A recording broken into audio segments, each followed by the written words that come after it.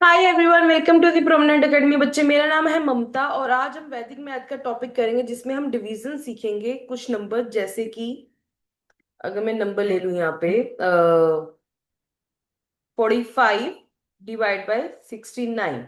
मतलब एक छोटी वैल्यू बड़ी वैल्यू से जब हमने डिवाइड करनी होती है, मतलब अगर मैं यहाँ पे लिख दूं 69 और यहाँ पे लिख दूं 45।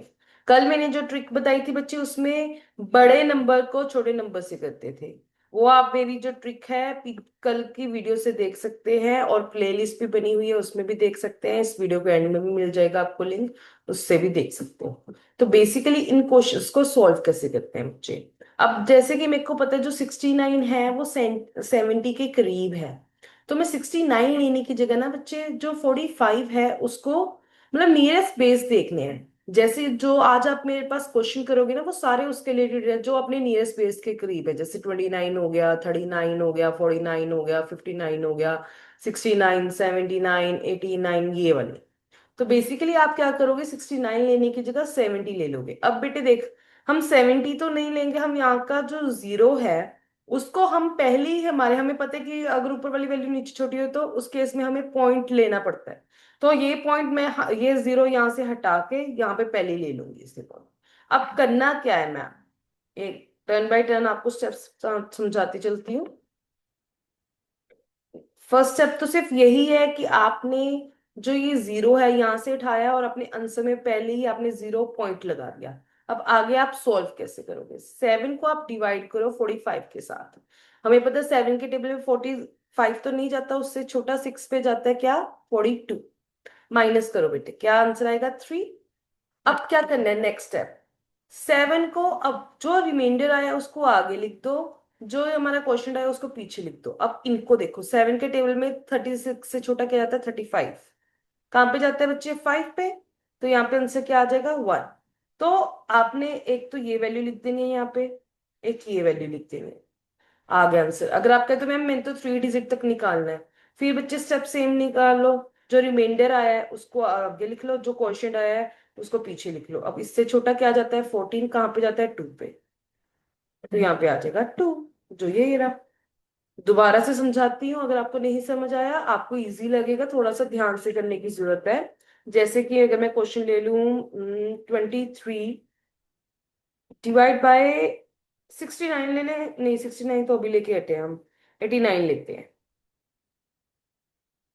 तो इस केस में मैं कहना चाह रही हूँ कि मैं डिवाइड करना चाह रही हूँ 23 को 89 के साथ।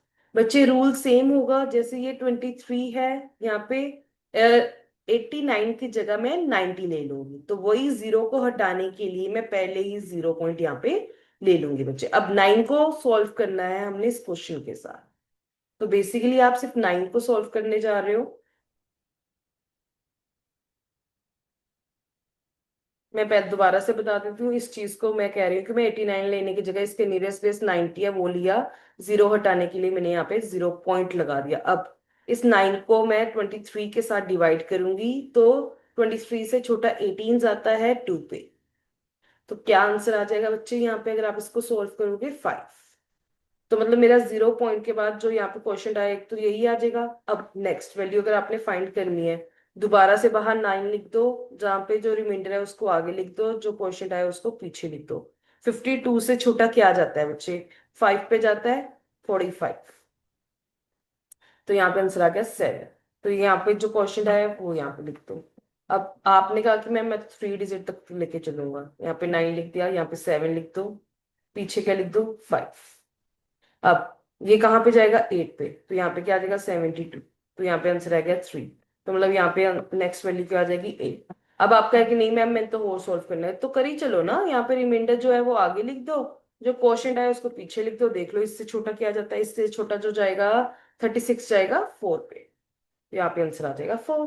तो अगर आप इन सभी को इरेज कर दो और फाइनली आप कह सकते हो कि जो मेरा ओवरऑल आंसर आया मैम वो आया 0.2584। अब बताओ क्या डिफिकल्टी रहेगी, क्या रह गया पीछे सॉल्व करने को, इतना ही इजी मेथड हो गया। दोबारा से एक दो एग्जांपल और देखते हैं, आपके लिए अच्छी सी रिवीजन हो जाएगी। उसके बाद रैंडमली अपने आप अपने लिए कुछ क्वेश्चंस लो और उनको सॉल्व करने की कोशिश करो बच्चा। जैसे अगर आपको 12 का, 13 का, 14 का टेबल आता है तो उसमें भी सेम रूल हो जाता है। अगर मैं वैल्यू ले लूँ यहाँ पे 111 डिवाइड बाय 129 ले लेती हूँ, सपोज करो। ठीक है, तो मैं कह रही हूँ 11 डिवाइड बाय 129। तो इस केस में भी क्या होगा, वन 129 जो है वो 130 के करीब है बच्चे, यस और नो। तो इस केस में जब आप डबल वाली वैल्यूज ले लोगे, एक जीरो तो यही हट जाएगा बच्चे। अब देखो 13 स्टिल 11 से छोटा है, तो एक जीरो बच्चे होल्ड लगानी पड़ेगी। क्यों? क्योंकि जब मैम हम क्वेश्चन सॉल्व करेंगे उस केस में हम कहना ये चाह रहे हैं कि हमने यहाँ पे एक जीरो ऐड करनी है ऊपर, तो उसके लिए एक जीरो होल्ड लग गया। अब देखो 110 से छोटा क्या आ जाता है हमारे 13 के टेबल पे। अगर 13 एट जा, देखो 13 एट जा कितना कितना होता है बच्चे, 104। तो यहाँ पे 8 आंसर आ गया, मतलब यहाँ पे 8 आ जाएगा। इसको सॉल्व करोगे तो आंसर आ जाएगा 6। दोबारा से वही रूल अपनाओगे, 13 यहाँ पे लिखोगे, जो रिमाइंडर आया है उसको आगे लिख दोगे, जो क्वेश्चन आया है वो यहाँ पे। अब 68 से छोटा दोबारा से देखो क्या आता है, 65 कहाँ पे आता है मैम, 5 पे। तो यहाँ पे 5 आ गया और यहाँ पे आंसर आ जाएगा 3। अब दोबारा से अगर आगे एक और वैल्यू निकालनी है तो क्वेश्चन ये रिमाइंडर आगे लिख दिया, क्वेश्चन पीछे लिख लिया। अब दोबारा से देखेंगे तो यहाँ पे ये 2 पे जाएगा, 2 पे किया तो यहाँ पे आएगा 26, तो यहाँ पे 2 आया, यहाँ पे भी 2 आया। इसको सॉल्व करना है कर लो, नहीं करना ना करो, 9 आंसर आ जाएगा। समझ आई बच्चे बात? तो इस तरीके से आपका आंसर आएगा। आप क्या दोगे फाइनली, अगर इसको डिवाइड करूंगी तो मेरा आंसर ये आ जाएगा। बताओ कितना इजी हो गया। अगर आपको ये समझ आ गया, मैं कुछ क्वेश्चंस देने वाली हूँ, करके बताना मेरे को, ठीक है? अगर मैं कहती हूँ 23 डिवाइड बाई 49, कमेंट सेक्शन में आंसर आ जाए, देखते हैं कौन जल्दी से आंसर देता है, ठीक है ना? इजी है, अगर समझ आ गया ना, कुछ भी नहीं है। सही बता रही हूँ।